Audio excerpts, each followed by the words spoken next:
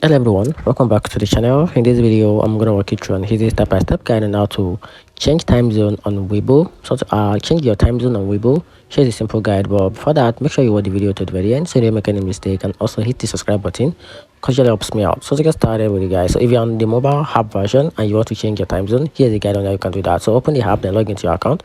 Then tap the menu icon at the bottom right corner, then tap the settings icon, which is at the top right, which is the gear symbol. Tap on it, then tap the preference or general, then find and tap on time zone, then choose your preferred time zone. You can set to be GMT +1, depends on your geographical location.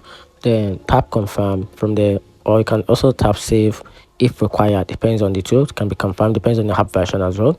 Then if you're on the mobile app, desktop version, log into your account, then click the profile icon at the top right corner, or open the settings, then click preference or general settings, depends on the version.